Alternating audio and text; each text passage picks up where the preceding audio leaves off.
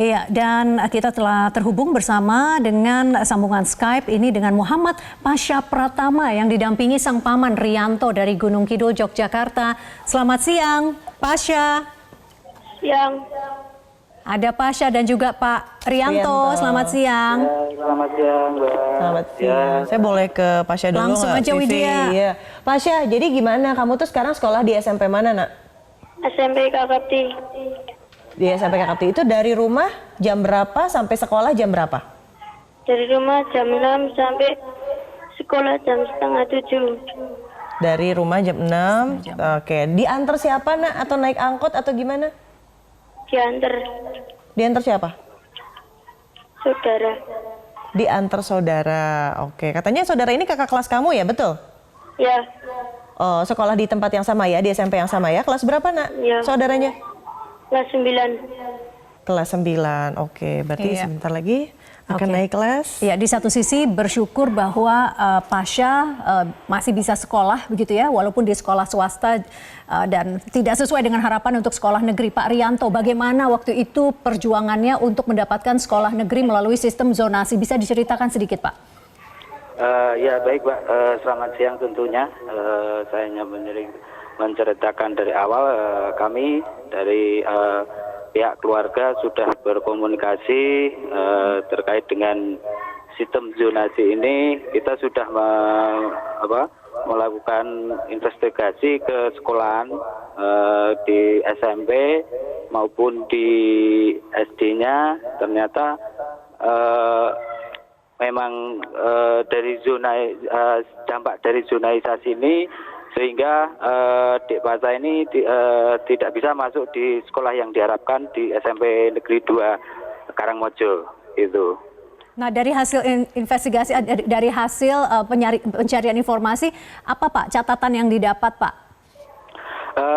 Saya di sini sebagai catatan ya bahwa Pasha tidak masuk karena satu memang terkait dengan jarak itu skornya di 125 di zona merah 1. Yang kedua dari segi umurnya kemarin saya tanya seperti itu, dari segi umurnya ada yang lebih tua dari Dek Pasha. Tentunya Tapi hanya umur bukan satu-satunya catatan yang menghalangi Pasha masuk negeri kan, Pak? Tadi ada satu lagi, apa Pak? Tolong dijelaskan kepada kami. Iya, jadi kalau kemarin saya tanya di sekolahan itu bahwa ketika umurnya itu ada yang lebih tua dari Pasha, mungkin yang diutamakan yang lebih tua. Kalau di sini saya tanyakan seperti itu, Mbak, gitu. Oh, jadi lebih diprioritaskan umurnya yang memang sudah lebih dewasa gitu ya daripada Pasha. Betul. Oke, Pak. Kemarin proses akhirnya Pasha masuk ke sekolah swasta, katanya dibantu juga oleh pihak terkait. Gimana Pak, boleh diceritakan? Ya, jadi kita mencoba berkomunikasi dengan Bapak Kepala Dinas yang alhamdulillah sudah mau membantu, terutama untuk Dek Pasha ini yang akhirnya bisa melanjutkan di sekolah SMP Eko Kapti Karangmojo ini dengan bantuan yang jelas dari Bapak Kepala Dinas itu terkait dengan transportasi dan biaya-biaya sekolahan yang ada di sini gitu. Baik, itu juga ditanggung ya, berarti ya? Iya, sudah ditanggung sama Pak Kepala. Iya. Juga dari Tapi kita juga, dari sekolahan juga tadi sudah diberikan satu seragam gratis dari sekolahan ini. Terima kasih sekali ini sudah itu membantu Tapi yang penting kan sebenarnya Pasha-nya ini ya, Pasha pasti melakukan sesuatu yang sesuai harapan, sesuai mimpi, itu penting ya. Nah, Pasha ini akhirnya sudah bisa sekolah tapi tidak di negeri, sudah 3 hari. Nah, bagaimana rasanya, seperti apa, Nak? Pasha senang nggak sekolah sekarang di Kakakti, Pasha? Halo, Pasha? Oke, ngomongnya yang keras ya, Nak. Senang nggak, Nak, sekolah di Kakakti sekarang? Senang. Senang. Alhamdulillah, Oke. itu yang penting ya. Banyak yang ngebantuin ya di sana? Iya. Banyak yang bantuin. Oke, tapi kita pengen tahu sebenarnya cita-citanya Pasha ini pengen jadi apa sih? Sepak bola. Oh, atlet sepak bola. Kenapa suka sepak bola, Nak? Karena bagus. Siapa sih bintang sepak bola favorit kamu? Nggak ada. Nggak ada. Oh, oke, belum ada. Belum, nanti akan segera ada. Nah, tapi kita juga akan tanya ya, karena bagaimanapun juga Pasha termasuk yang beruntung karena walaupun tidak masuk negeri tapi masih tetap bisa sekolah. Kita akan Difasilitasi oleh donatur donatur ya, dan dinas pendidikan setempat seperti apa nantinya skema bantuan yang akan diberikan kepada Pasha agar bisa terus bersekolah. Kita tanyakan langsung saja, Widya. Iya, telah terhubung melalui sambungan telepon Kepala Dinas Pendidikan Kabupaten Gunung Kidul Yogyakarta, Pak Bahron Rosyid. Selamat siang, Pak Bahron. Selamat siang, Mbak Vivi. Dan Iya. Mbak Widya. Oke, Mbak Widya. Pak Bahron. Iya, bagaimana Iya. rencananya sistem pembiayaan sekolah Pasha ke depannya? Ya, sambil kami jamin bahwa Pasha bisa bersekolah. Tentang skemanya seperti apa, yang dari pemerintah tentu beasiswa.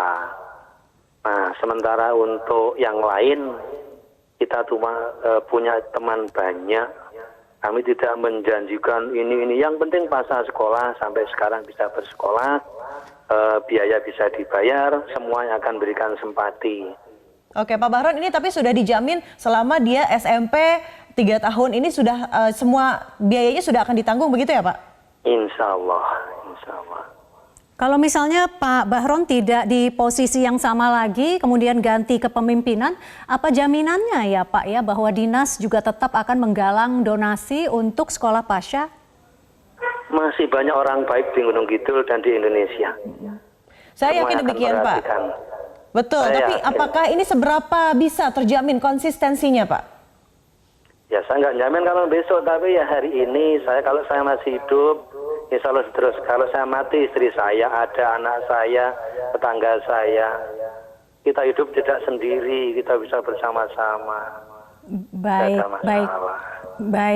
baik Pak Bahron. Tapi Pak Bahron, ini untuk Pasha berarti bergantung pada kebaikan hati Pak Bahron Donasi, ya? atau juga donasi pasti. Ini juga. Enggak juga. Dan insya Ya, tapi Allah kan nanti faktanya bapaknya demikian, Pak. bisa Yang membantu saat bekerja. ini sekarang kan Pak Bahron dan teman-teman di sana. Bapak tadi mengatakan sendiri bahwa banyak orang baik yang saat ini membantu adik Pasha. Nah, negara tentunya harus hadir, Pak, untuk anak bangsa. Tapi nyatanya anak miskin atau keluarga prasejahtera justru tidak bisa di sekolah negeri akibat PPDB sistem zonasi. Anda mengatakan bahwa hal ini perlu dievaluasi atau tidak? Begini, agar diketahui, kenapa Pasha tidak diterima di sekolah yang ia pilih? Karena daya tampungnya lebih sedikit daripada pendaftarnya. Sejak zaman dulu saya sekolah, dengan sistem evaluasi apa saja seleksinya, ada yang diterima, ada yang tidak diterima. Saya dulu mau sekolah ke negeri tidak diterima karena tes saya tidak lulus. Sehingga saya masuk di sekolah swasta. Itu dengan sistem tes. Berikutnya dengan seleksi lagi ujian nasional. Ketika dia daftar di sebuah sekolah yang daya tampungnya lebih sedikit dari pendaftarnya, maka pasti ada yang tidak diterima. Apakah Baik. itu miskin atau kondisi apapun, kalau pada waktu itu nilainya lebih rendah daripada nilai yang lain, maka dia tidak akan diterima. Berarti kurang lebih jawaban Bapak tidak perlu mengevaluasi sistem zonasi ya. Tadi kalau ditanyakan oleh Widya, berarti sistem zonasi tidak perlu dievaluasi, tidak perlu ditinjau Bukan ulang begitu Pak? begitu. Saya ingin berikan narasi dulu. Jadi ketika pendaftar ke sebuah sekolah itu lebih banyak daripada daya tampungnya. Dengan sistem seleksi apa saja, itu pasti ada yang tidak diterima. Dengan tes, dengan nilai ujian nasional, dan sekarang itu dengan sistem zonasi. Kenapa ada orang yang tidak diterima?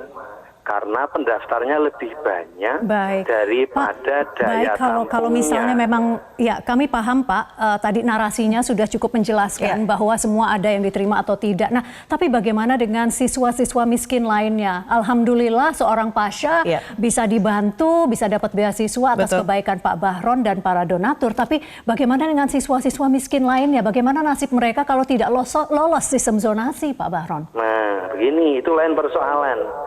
Jadi antara zonasi dengan miskin itu beda persoalan. Bagaimana perbedaan persoalannya, Pak? Nah, persoalannya adalah ketika dia masuk ke dalam sebuah sistem seleksi yang tadi karena daya tampungnya lebih sedikit daripada pendaftarnya, kan tidak melihat miskin atau tidak miskin, tapi melihat jarak yang terdekat. Itu aturan pemerintah. Gitu ya. Nah, sehingga setelah tadi di SMP 2 Karangmojo itu formasinya 192. Pendaftarnya 244. Nah, pasti ada yang tidak diterima sebanyak 52. Satu di antaranya banyak sekali ya. Ini tetangganya dengan sejumlah tadi 194 pendaftar begitu ya. Oke, sebentar saya ingin ke Pak Rianto. Masih bersama kami Pak Rianto? Ini paman dari Pasha. Pak Rianto mungkin ada yang ingin langsung ditanyakan pada Pak Bahron? Sedikit. Selamat siang Pak Bahron. Saya Rianto yang waktu itu juga pernah sowan ke dinas ya tentunya. Jadi dikatakan bahwa kelebihan kuota, artinya ketika berbicara kuota ternyata pendaftarnya lebih banyak. Nah, kemarin saya melihat di sekolahan itu saya mencoba tanya-tanya terkait dengan usia. Ternyata usia itu pengaruh di situ, dan yang lebih tua itu artinya dia yang yang bisa diterima di situ. Itu mohon untuk saya minta penjelasannya dari Pak Kepala itu terkait dengan usia itu. Itu Pak Kepala. Oke, regulasi tentang usia katanya Pak Bahron, silahkan dijelaskan. Baik. Jadi tadi Mas Rianto menyebutkan pada skor 125 itu ada sekitar 20 termasuk Pasha. Artinya jaraknya banyak 20 orang itu sama. Dari urutan 183 kemudian Pasha nomor 184, 185 dan seterusnya. Termasuk yang nomor 180. Itu bobot skor dari jaraknya sama, yaitu 125. Oke. Nah, sekarang soal usia Pak? Sebelum dengarkan dulu. Jadi sebanyak 52 yang memiliki skor 125 itu ada sekitar 20. Nah, ini ada yang pada urutan yang ke 183. Kemudian 184. 183 itu angka terakhir diterima. Nah, sementara sisanya yang sama itu 125, jaraknya sama artinya. Nah, kemudian untuk memilih siapa yang bisa diterima pada jarak yang sama, maka Dinas Pendidikan Gunung Kidul mengambil variabel berikutnya adalah berdasarkan usia. Tapi usia tidak akan mengalahkan jarak. Jadi ketika jaraknya sama, sistem menghitung jaraknya sama, sementara yang diterima itu kurang dari itu, maka dihitung usianya. Baik. Jadi Baik, kalau saya ulangi dulu, taruhlah ada 2 anak yang daftar, formasinya 1, jaraknya sama persis, maka harus diterima 1, yang 1 kan harus tidak diterima. Maka ngitungnya itu berdasarkan usia. Yang lebih tua dulu itu yang diutamakan.